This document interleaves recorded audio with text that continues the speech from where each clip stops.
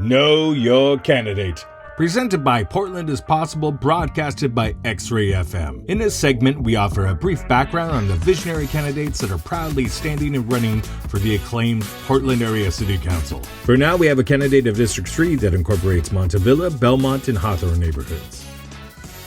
My name is Sandeep, and I'm running for Portland City Council, District 3. How can Portland make its local economy more sustainable and regenerative? I think this has to do with a lot of where Portland is going. There are a lot of moving pieces to make the economy more regenerative and make it self-sustaining. The number one thing that I've been saying is that we need to bring in tourism back into Portland. Tourism is basically free tax dollars coming into our city from all over the globe, and that's something that we can use to increase the arts, increase public safety, make sure that nonprofits that are producing results have money instead of getting that money and those taxes from local residents of Portland. How do we ensure funding for the culture and the arts? So with this, I think that we need to look at funds coming federally, we need to look at funds coming from the state, and we also need to look at funds coming locally. All of that money needs to be utilized to make sure that we are funding arts locally. An example of this would be the Portland Arts and Fountains Recreation Organization. I forget their name exactly, but I've spoken with them, and we were just chatting, for example, about the Theodore Roosevelt statue that's in the park blocks. And that statue was taken down. And for me, I am an appreciator of the arts, and I feel like when you look at a statue like that, it is made by some great artisans. The artisan that made that statue was formerly trained in New York and also formerly trained in Paris. So I think how wonderful that Portland actually has something so fabulous. Why not bring it back, restore it, and really revitalize our city once again? So I'm all for that 100%. How do we better connect our communities to the river? The best way to connect our communities to the river is make the river safe, keep it clean, make sure that people are drawn to the river. I think a great example of this is when we have breweries and festivals down there, when we have exhibits and we have like the blues festival come down to the river, everybody starts going down to the river and congregating there. And I think that's the best way to make it more inviting. I'd also love to see a lot more restaurants and shops kind of open up all along the river. Right now we've had an exodus of restaurants and shops from the river front. And I would love to see us kind of go back and make it more inviting for restaurants, make it more inviting for businesses, keep it clean so that families feel safe there, and just clean it out so people can enjoy the river a lot more. What in your background demonstrates how you approach implementing visionary ideas? I am a pharmacist. I specialize in HIV and hepatitis C, also mental health and addiction. Working for a corporation, I am in charge of implementing big projects. One of the biggest projects that I just completed was we're moving forward in HIV and stopping patients from having to have the pill burden of taking numerous pills in one day. Instead, we're moving it to injectables. So injection that a patient takes, and they take it twice a year. And I was the first pharmacist in the state to actually implement that injection. So it took a lot of time, it took a lot of research, it took finding the right patient to do it, but I was able to execute that, and I'm proud of that.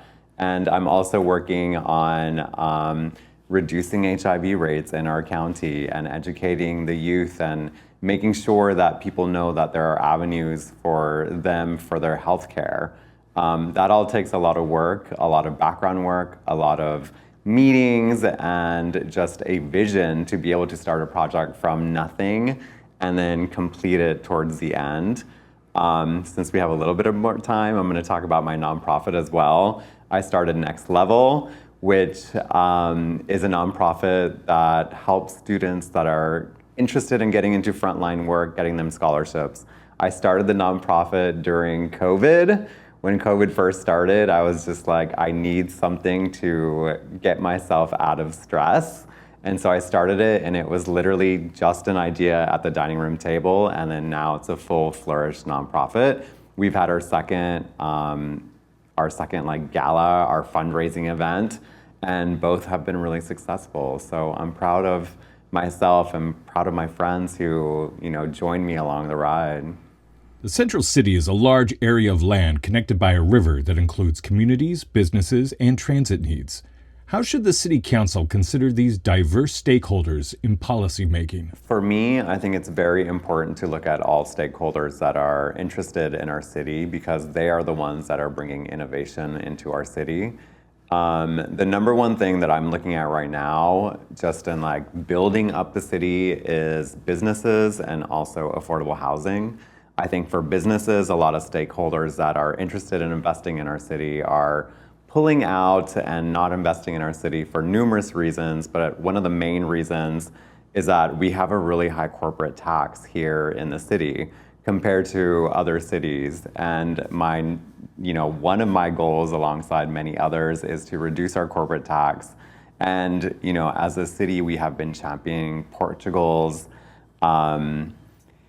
their policy on deflection, and I actually feel like we should be championing Portugal's policy on taxes, and especially like global tax, because we want to be a city that invites businesses and people from the entire world here. That's the only way that we're going to grow our city and make it really unique and have the funds and the capability to move forward. The other part is building. I am a big advocate for letting builders build. We've just put way too much red tape on building. So I want to get rid of some of those ideas that are preventing builders from building, such as bird-safe windows and such as inclusionary zoning as well, which has really hindered the amount of affordable medium income housing that we have throughout the city. And it would be wonderful if we collaborated with those stakeholders to expand and really uplift our city. Lightning round. If you couldn't live in Portland, where would you want to live? I have two spots that I would want to live. I have been to Mexico City. The last election after I was done with it, I was lucky enough to be taken to Mexico City. And I absolutely loved it. It was just like fountains, restaurants. It was just like Portland, but bigger and a lot cheaper and in Mexico. So I really enjoyed that. The second place that I'm really interested in exploring and seeing is Moscow, Russia. Where do you get your coffee? So I work in District 4 and I live in District 3. So when I'm in District 3, I go to Crema Coffee, which is out on 28th, which I love. It was also one of the first coffee shops that I ever came to when I was in Portland. And I dreamed of living in that area, and somehow the stars aligned and I ended up living in that area. When I'm at work, I love going to Case Study Coffee House. They're just reliable and they have the best and most creamy cafe au laits. Would you describe Portland as more grunge, more jazz, or more indie pop? I have been thinking about this, and I'm gonna go out and say that Portland is a melange of all three of those things. It is basically, I have been in all of those settings, and I think Portland is like one of the only cities where you can live out your Sex and the City fantasy and be grunge one night, be, alternative another night. You can be whatever you want, and there is a venue for you, there's a space for you, and no one's gonna say a thing. It's like, go and use your fantasy and live it out here in Portland. What place in town that more people should know about? If I give this out, I feel like everyone's gonna go there, but it is going to be HK Cafe. It's a dim sum place out on District 3, past 82nd, and it is one of my favorite places to go to on a Sunday. So after you've been out in Portland and you've been like out with your friends, partying, having a good time, maybe a little hungover, it's the best place to go to on a Sunday, wait in line. And once you get the dim sum, you're in absolute heaven. And it's like the best dim sum in town. And I would say kind of the best dim sum I've had in a really long time. What events or place in Portland that no longer exists do you wish you could bring back? Ooh, I am a big foodie. I love to eat, and one of my favorite French restaurants was Little Bird Bistro. It used to be downtown, not very far from here, and they just had the best ambiance, the best burger, the best martinis, and a really good happy hour. And it wasn't very pretentious French, it was like a casual French. Unfortunately, we did lose them, but I really, really love that place. So now you know your candidate, or a bit about them. We like to thank the visionary candidates, also like to especially thank all the volunteers and organizations that put this together. We couldn't do this without you. To look at each candidate, be a good Portland citizen, and to be a dashing and informed voter, listen to X-Ray FM to learn about ballots and the new ranked choice voting system.